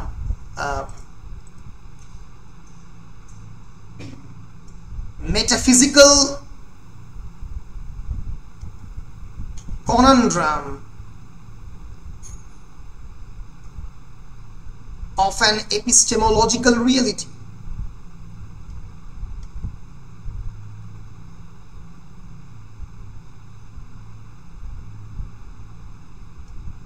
একজন প্রুফ রিডার কি করবে? ধরা যাক এই রিয়েলিটির বদলে পসিবিলিটি হবে, এখানে কাট করবে, এখানে মার্জিনে স্ল্যাশ দেবে, দিয়ে লিখবে ডিলিট, দিয়ে এখানে আবার ইনকর্পোরেট করবে, লিখবে পসিবিলিটি। কমা থাকলে এখানে কমা দেবে না, এখানে একটা এরকম বক্স করে দেবে, করে দিয়ে এখানে এনে কমা দিয়ে এরকম ভাবে প্রুফ রিডাররা একটা প্রিন্টেড টেক্সটের উপরে মার্জিনের মধ্যে তারা কাজ করে। প্রুফ রিডারদের কাজটা হচ্ছে মানে একদম ফাইনাল পাবলিকেশনের আগে চেক। তারা কোনো টেক্সটের মধ্যে থিমেটিক কন্ট্রিবিউশন করতে পারে না, অথরকে সাজেস্ট করতে পারবে না তুমি এই চেঞ্জগুলো করো। Am I clear?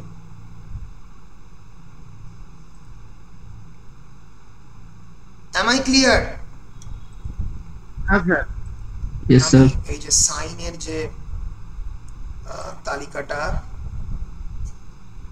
আমি তোমাদেরকে দিলাম, দেখো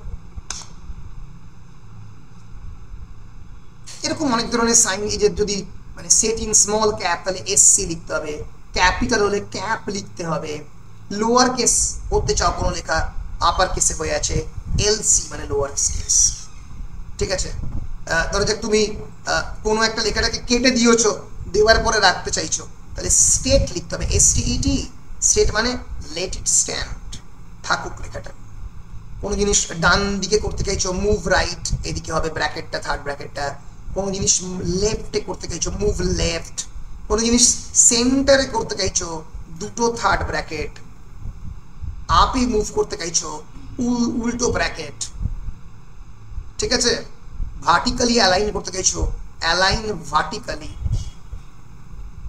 কোনো কোটেশন ইনসার্ট কোটেশন, এরকম করে কোটেশন ইনসার্ট করতে হবে। ইনসার্ট পিরিয়ড, এরকম করে পিরিয়ড ইনসার্ট করতে হবে।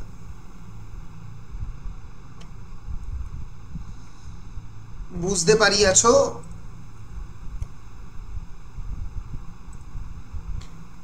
বলো স্যার স্যার একটা কথা আছে। কি বলছো আবিদ? হ্যাঁ। হ্যাঁ বলো বলো। বলছিলাম যে আপনি বললেন যে কপি রাইটাররা ওই প্রিন্টিং ওই গ্রামাটিক্যাল মিস্টেক আর স্পেলিং মিস্টেক গুলো রেকটিফাই করে, ওই মিস্টেক গুলো কি প্রিন্টিং করার সময় হয়? সেই মিস্টেক গুলো প্রিন্টিং এর আগে হতে পারে। কপি এডিটর অনেক সময় ডিজিটালেও কাজ করে, সেটা প্রিন্টিং এর সময় হতে পারে, আবার অথর নিজে করেছে এরকম ভুল হতে পারে। কপি এডিটরের ক্ষেত্রে, প্রুফ রিডারের ক্ষেত্রে দুটোই হতে পারে, মানে অথরও ভুল করেছে হতে পারে, অথবা প্রিন্ট করার সময় ভুল হয়েছে। কারণ প্রুফ রিডার প্রিন্টের ওপরে কাজ করে, কপি রিডার এমনিও কাজ করে, ডিজিটালি কাজ করে। বুঝতে পেরেছো? একদম। প্রিন্ট করার সময় অনেক স্যার, ভুল হয়। ওই বলো বলো। বলছি আগের দিন ক্লাসে ওই ডিফারেন্ট টাইপ অফ এডিটিং এর আর একটা বলেছিলেন লাইন এডিটিং। হ্যাঁ, লাইন এডিটর আর ওই কপি এডিটর অনেকটা একই, বা সরি লাইন এডিটর আর কপি এডিটর অনেকটা একই, মানে সরি সাবস্ট্যান্টিভ এডিটর অনেকটা একই। লাইন এডিটর ওই মানে বেসিক্যালি লাইনগুলো, লাইনের যে কোহেরেন্স, তার আর্গুমেন্ট, তার ন্যারেটিভ তাই নিয়ে ডিল করে, ইনকনসিস্টেন্সি ওই মোরাললেস একই, মানে স্ট্রাকচারাল এডিটর লাইন এডিটর একই। বুঝতে পেরেছো? তাহলে স্যার যে কপি কপি এডিটর যে হবে, মানে সে তাকে তো গ্রামাটিক্যালি খুব এফিশিয়েন্ট হতে হবে। হ্যাঁ, খুবই গ্রামাটিক্যালি এফিশিয়েন্ট হতে হবে। একসময় তো স্টেটসম্যান বা টাইমস অফ ইন্ডিয়াতে যারা কপি এডিটর হতো তাদের যে গ্রামারের নলেজ দেখলে অবাক হয়ে যাবে। এখন সেটা ভেঙে গেছে, অবস্থা খারাপ, পরিস্থিতি ভালো নয়। কিন্তু একসময় স্টেটসম্যান পত্রিকা বা টাইমস অফ ইন্ডিয়া যাদেরকে ভাড়া করতো অ্যাজ কপি এডিটর, মানে ইংলিশে মাস্টার ডিগ্রি পড়ে তারা বড় বড় প্রফেসরদের শিখিয়ে দেবে গ্রামার, এইরকম লেভেলের লোকজন এডিটর। যখন ইরানি, আমাদের সেলিম ইরানি যখন এডিটর ছিলেন স্টেটসম্যান পত্রিকার, জোরাস্ট্রিয়ান ছিলেন, মারাত্মক সমস্ত লোকজন তখন স্টেটসম্যান পত্রিকায় কাজ করতো। মানে আমি এরকম জানি ক্যালকাটা ইউনিভার্সিটির ফার্স্ট প্রফেসর না হয়ে, রবীন্দ্র কুমার দাশগুপ্তের সময় যে টপার ছিলেন তিনি প্রফেসর না হয়ে স্টেটসম্যান পত্রিকা জয়েন করেন, নামটা বলে গেলাম, অমলেন্দু দাশগুপ্ত। ঠিক আছে? ফলে মানে কপি এডিটরকে কিন্তু পড়াশোনা জানতে হবে। আসলে এখন যেটা মুশকিল হয়ে গেছে, সাংবাদিকরা একেবারেই মানে পড়াশোনা না করে সাংবাদিকতায় চলে আসছে। এই মানে এইটা একটা মানে যেটা যে কোনো জায়গাতেই হচ্ছে, একাডেমিক্সও তাই হচ্ছে, পড়াশোনার পরিমাণ কম। কিন্তু একটা সময় সেটা ছিল না। ফলে মানে যদি তুমি মানে সত্যি পড়াশোনা না জানো বা স্পেলিং গ্রামার না জানো, তুমি কিন্তু আসতে পারতে না। কি হলো রে? Network issue?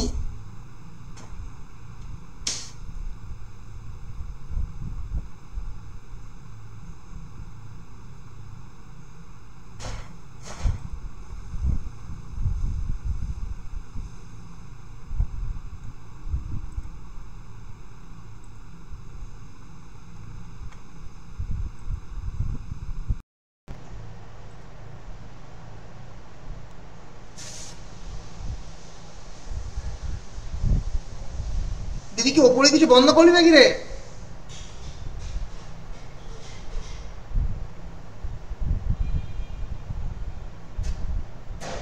দিদি ওপরে কিছু বন্ধ করলি? ওপরে কিছু বন্ধ করিসনি তো?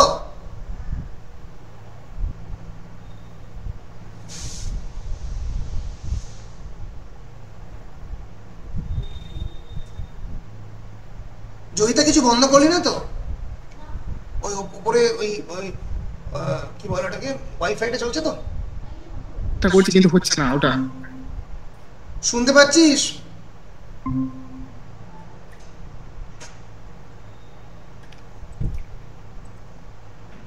হ্যাঁ, শুনতে পাচ্ছিস? হ্যালো, শুনতে পাচ্ছিস? শুনতে পাচ্ছিস? আচ্ছা, শুনতে পাচ্ছি কিরে, শুনতে পাচ্ছিস কিনা বল? স্যার। পাচ্ছি। ডিসকানেকশন, হ্যাঁ স্যার, পাচ্ছি। Disconnection, sorry. কতদূর শুনেছিস বল? ওই স্টেটসম্যান পত্রিকার যে বলছিলাম কপি রিডার, শুনেছিস তো ওটা? ব্যাস। ফলে কপি এডিটরকে কিন্তু পড়াশোনার জায়গাটা খুব ক্লিয়ার করতে হতো। বেশ, এবার দেখা যাচ্ছে, বল দেখা যাচ্ছে কিনা? হ্যাঁ স্যার দেখা যাচ্ছে। বেশ, এইবার চলে আসছি আমি হচ্ছে একটা ইম্পর্টেন্ট পার্ট, যেটাকে বলা হচ্ছে এই যে মেজর স্টাইল গাইড। এটা আগের দিনকেও আমি, আচ্ছা আমি কি স্টাইল গাইডটা আগের দিন পড়িয়েছিলাম অল্প করে? না, পড়ানো হয়নি। Style guide. বেশ, হ্যাঁ, tools and software for editing আর স্টাইল গাইডটা এখানেই আছে, ঠিক আছে।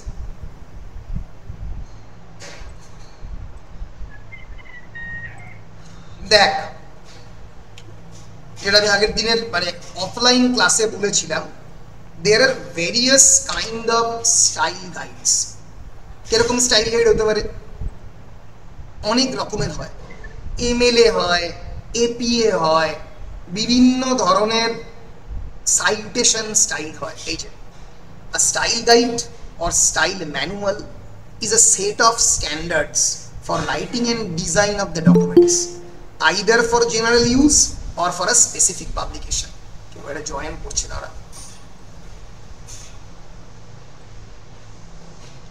এবার প্রতিটা স্টাইল গাইডে নিজস্ব স্টাইলিং সিস্টেম থাকে। আমি একটা এক্সাম্পল দিয়ে বোঝাচ্ছি। ধরা যাক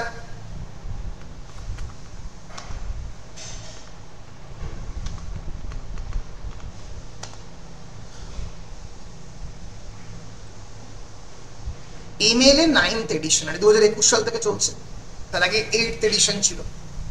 এবার ইমেইলে 9th এডিশনের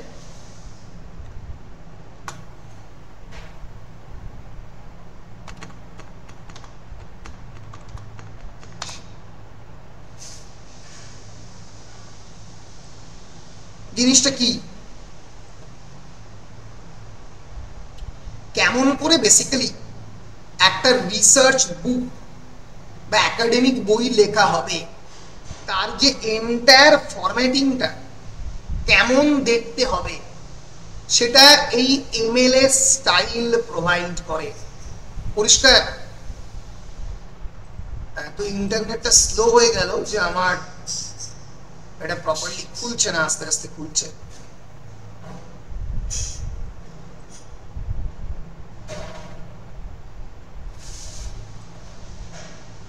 খুলতে অনেক টাইম লাগছে, দাঁড়া।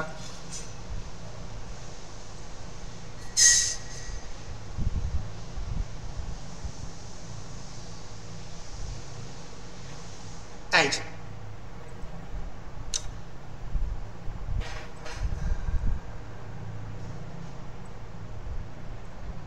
ধরা যাক এমএলএ স্টাইলের ক্ষেত্রে একটা বই আমি কেমন করে সাইট করব।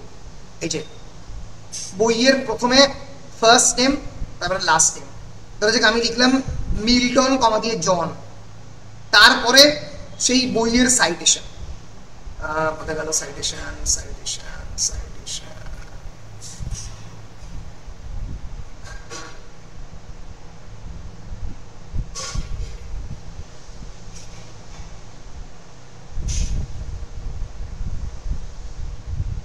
ওটা ভালো করে দেওয়া নেই, ভালো জিনিসটা পেলে দেখাবো। এই যে ডেনভার, ধরা যাক একটা আমি সং, একটা গান আমি সাইট করছি, জন ডেনভারের গান, ডেনভার কমা দিয়ে John, sunshine on my shoulders makes me happy, বিখ্যাত গান, জন ডেনভার্স গ্রেটেস্ট হিটস, এই অ্যালবাম থেকে নেওয়া হয়েছে। RCA রেকর্ডস 1973, ইউটিউব মিউজিক অ্যাপে তুমি পাবে। এরকম ভাবে যে কোনো গান, যে কোনো সিনেমা, যে কোনো ভিডিও, যে কোনো জার্নাল ইন আর্টিকেল, এই যে ওলেট, স্কোপ, পি, এটল, এটল মানে আরো অনেকে আছে, শুধুমাত্র পি আউলেট ছাড়াও আরো অনেকে আছে। ডিভিশন উইদাউট বাইনারি, সেল বলে বিখ্যাত যে ম্যাগাজিন, সেখানে পাবলিশ হয়েছে। Journal of bacteriology, American society for microbiology, August 2020। এই যে এবং এবং পুরোটা কি হয়েছে, হ্যাঙ্গিং ইন্ডেন্টেশনে তৈরি হয়েছে। হ্যাঙ্গিং ইন্ডেন্টেশন মানে 1 ইঞ্চি সরে গেছে ডান দিকে, বুঝতে পেরেছিস? এই যে ফরম্যাটিং, এইটাকে বলা হচ্ছে সাইটেশন স্টাইল। আমি আগের দিন সাইটেশন স্টাইল একটা দেখাচ্ছিলাম, একটা ছেলের যে কোনো একজন ছেলের কি বলে ওই টার্ম পেপার দিয়ে এটা দেখিয়েছিলাম তো রে নাকি রে বল, টার্ম পেপার দিয়ে দেখিয়েছিলাম তো। এক্সাম্পল দিয়ে দেখিয়েছিলাম। ওইটাই হচ্ছে একটা যে কোনো স্টাইল শিটকে কেমন করে ফলো করতে হয় তার একটা এক্সাম্পল। তো এইরকম ভাবে যে একটা article in a magazine or news পেপারকে কেমন করে কোড করছি, এই যে কলিন্স কমাজি Caitlin productivity in a pandemic science magazine volume 369 number issue number 6504 7th August 2020, 600 number পাতা, 603 নম্বর পাতা, পিপি 603।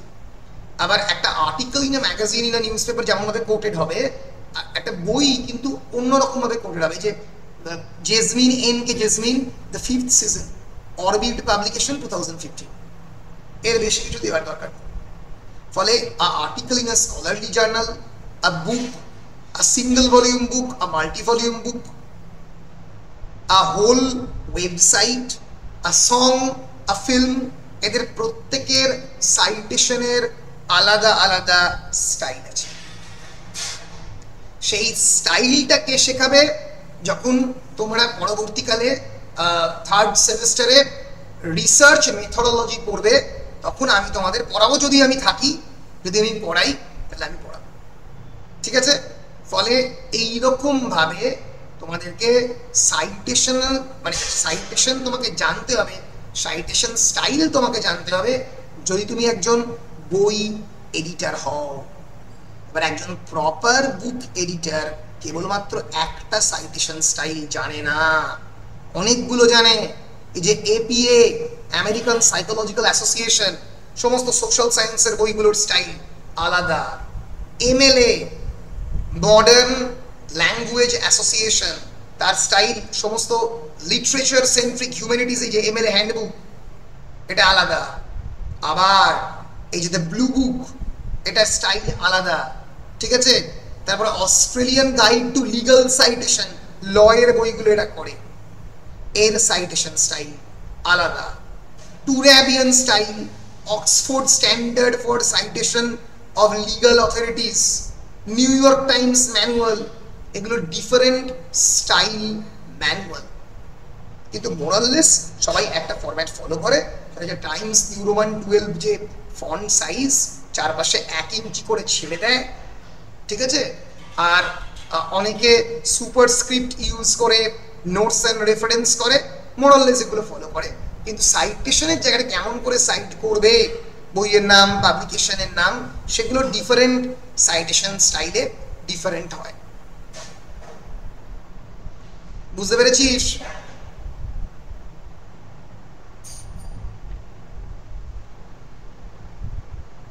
কিরে, বুঝতে পেরেছিস কিনা? বল বল, তাহলে আমিও বুঝতে পারছি না। বেশ,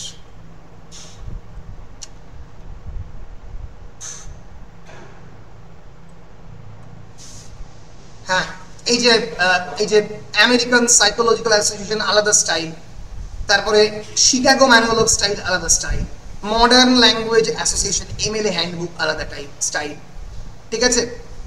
এই হচ্ছে মোটামুটি স্টাইলের ক্ষেত্রে। প্রশ্ন কিরকম আসতে পারে আগের দিন ক্লাসে বলে দিয়েছি। ইম্পর্টেন্ট টপিক কিরকম হতে পারে, এই যে আসতে পারে ডিসকাস দ্য 10 নম্বর প্রশ্নে, discuss the different types of editing in book publishing process. তবে তখন বলতে হবে কাকে ডেভেলপমেন্টাল এডিটিং বলে, কাকে লাইন এডিটিং বা স্ট্রাকচারাল এডিটিং বলে, কাকে কপি এডিটিং বলে, কাকে প্রুফ রিডিং বলে। বলতে পারে compare and contrast, developmental editing and copy reading কি ডিফারেন্স। একটা থিমেটিক্যালি চেঞ্জ করতে পারে, নতুন চরিত্র ইন্ট্রোডিউস করতে পারে, ইমপ্রুভ করতে পারে কোয়ালিটি ডেভেলপমেন্টাল এডিটিং এ। এখানে কোয়ালিটি ডেভেলপ হয় না কপি রিডিং এ, ঠিক আছে? দুটোর স্টেজ কোথায় বলতে হবে। আচ্ছা, পড়তে পারে question, examine the relevance of editorial style guide Chicago APA MLA in maintaining the consistency language and referencing. কেন ইম্পর্টেন্ট? কারণ কি? কারণ আবিদ যেভাবে জমা দেবে একটা বইয়ের ম্যানুস্ক্রিপ্ট, আমিও যাতে একই রকম ভাবে জমা দিই, uniformity of style and referencing এর থাকে, নাহলে এডিটারে তো মাথা খারাপ হয়ে যাবে, প্রতিটা বইয়ের আলাদা আলাদা রেফারেন্সিং হলে। বুঝতে পেরেছিস? আচ্ছা, প্রশ্ন করতে পারে analyse the role of the digital tools and software. বিভিন্ন সফটওয়্যার, যে মাইক্রোসফট ওয়ার্ড ফাইল, এই যে দেখতে পাচ্ছিস ওয়ার্ড, এখানে আমি চাইলে কিন্তু ইনসার্টে গিয়ে হেডার ফুটারে ইনসার্ট করতে পারি, এমনকি আমি রেফারেন্সেসে গিয়ে এই যে এপিএ আছে, এপিএ এর বদলে এমএলএ থেকে শুরু করে সমস্ত সাইটেশন স্টাইল আমি ঢোকাতে পারি। যে APA Chicago MLA 7th edition already built in রয়েছে, তাহলে আমি এটা ক্লিক করলে এই যে ইনসার্ট সাইটেশন যদি আমি করি এখন, ঠিক আছে, অ্যাড নিউ সোর্স, এখানে আমাকে অথরের নাম, টাইটেল, ইয়ার, সিটি, পাবলিশার আমি যদি বলে দিই, অটোমেটিক্যালি আমার সাইটেশন স্টাইল ওয়ার্ড করে দেবে।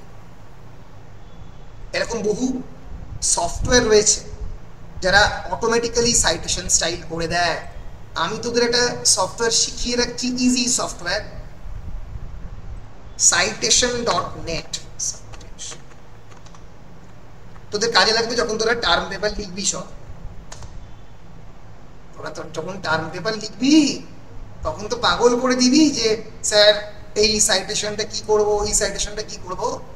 এই যে এই citation.net এ যাবে, গিয়ে এমএলএ সাইটেশন জেনারেটরে ক্লিক করবে, এইখানে তুমি বইয়ের নামটা দিয়ে দেবে, অটোমেটিক্যালি সাইট করে দিয়ে দেবে, ঠিক আছে। সাইটেশন মেশিন তাই কারণে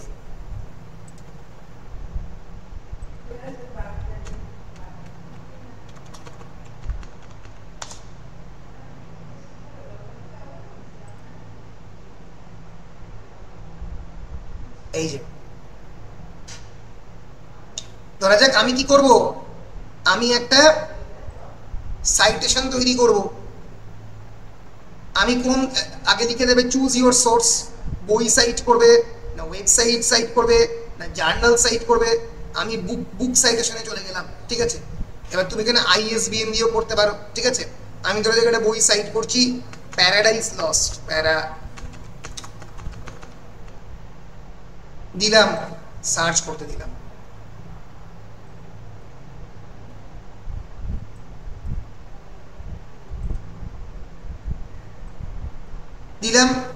প্যারাডাইস লস্ট পেলাম আমি।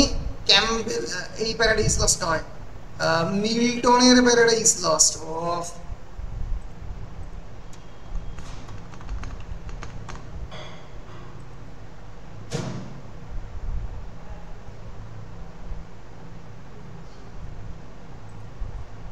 এই বলে কি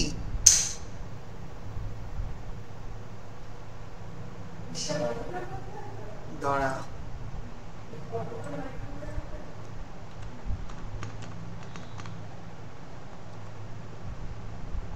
আচ্ছা আমি একটা সহজ জিনিস দেখিয়ে দিই সাইটেশনের, সেটা হচ্ছে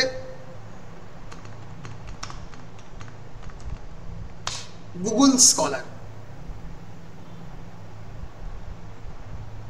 আসলে বুঝতে পারছি আমি অনেকগুলো যেহেতু সফটওয়্যার খুলে রেখেছি, তাই আমার কম্পিউটার একটু স্লো হচ্ছে।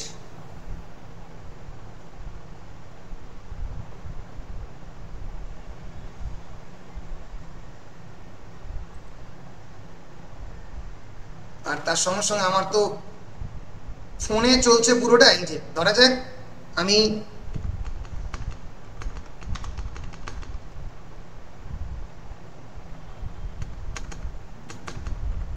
আমার বইটা চেক করুন আগে। কি বলছো বাবা? আপনি যেটা লিখেছেন ওইটা যেটা পাবলিশ করিয়েছেন ওটা থেকে পাওয়া যাবে না?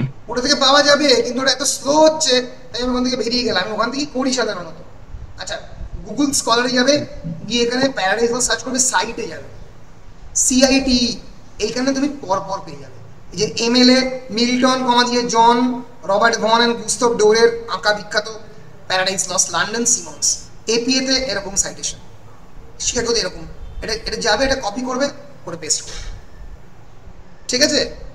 গুগল স্কলার এখানে সব পাবে, সাইটে যাবে, গিয়ে ওখানে যাবে, গিয়ে প্রতিটা স্টাইলের সাইটেশন পেয়ে যাবে। সাইটেশন নেটেও পাবে, চিন্তার কিছু নেই। ঠিক আছে, তো এইরকম ভাবে সাইটেশনের থ্রু দিয়ে বড় বড় অনেক reference management software, N note আছে, জটেরো আমি পড়াবো পরবর্তীকালে, মেন্ডলে, জটেরো প্রশ্নদাও পড়ায়। এই সফটওয়্যারগুলোর থ্রু দিয়ে তুমি রেফারেন্স ম্যানেজমেন্ট করতে পারবে। ক্লাউডস মানে সব কটা পিডিএফ ওখানে দিয়ে দিলে জটেরোতে, ও একদম সাইটেশন করে দিয়ে দিল।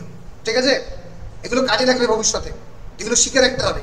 ঠিক আছে, জটেরো অ্যান্ড মেন্ডলে, এটা এখানে সিলেবাসের ডিটেলে নেই, পরবর্তীকালে শেখাবো। ঠিক আছে, তারপরে কোয়েশ্চেন করতে পারে explain the basics of the book design and typography. Typography কাকে বলে? The art of technique and arranging the type. এই টাইপোগ্রাফির মধ্যে কার্নিং, ট্র্যাকিং, লিডিং, এরকম বিভিন্ন টার্ম আছে। যে ধরা যাক আমি যখন কোনো একটা পার্টিকুলার টাইপকে, এই যে কার্নিং, কার্নিং কাকে বলে?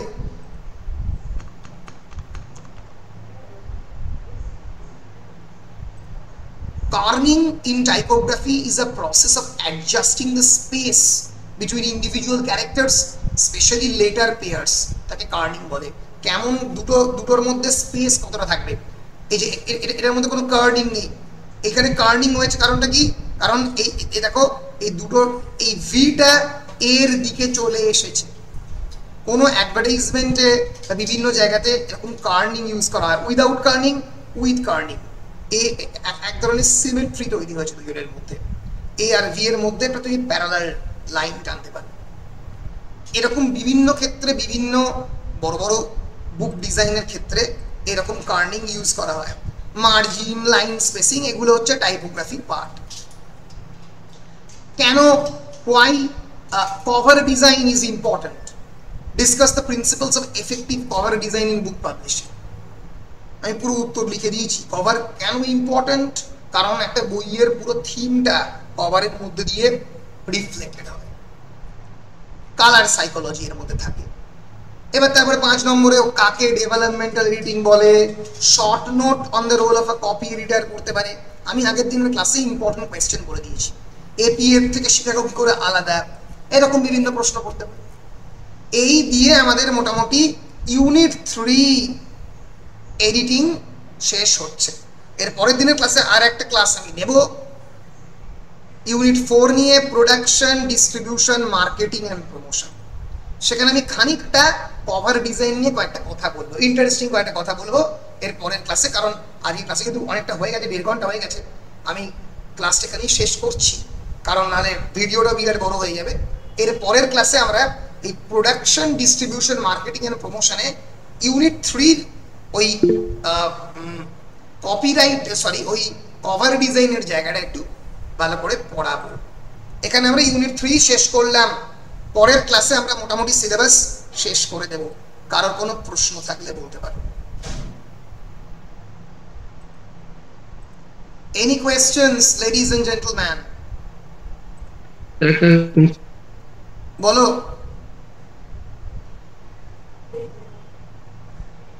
প্রশ্ন আছে নাকি শেষ করতে বললে? শামিম শুনতে পাচ্ছি না। স্যার বলছেন যে ওই প্রপোজালটা যেটা ওতে কোনো ইংলিশ চার্জ করতে হবে? প্রপোজালে প্রুফ রিডারের নাম মেনশন করতে হবে, table of contents, table of contents না দিলেও চলবে। প্রপোজালে টেবিল অফ কন্টেন্টস নাও দিলে চলবে, দিতে পারো। টেন্টেটিভ চ্যাপ্টার ডিভিশন না দিলেও চলবে, এসেনশিয়াল কম্পোনেন্ট নয়।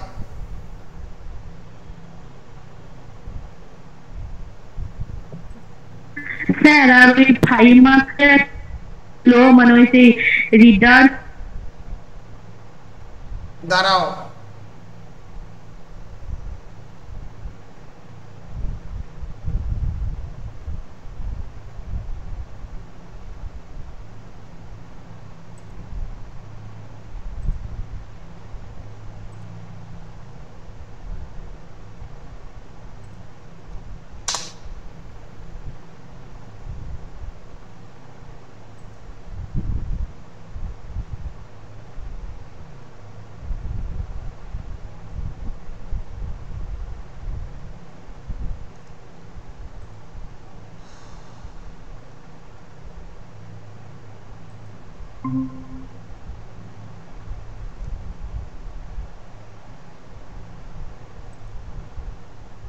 শুনতে পাচ্ছ এবার?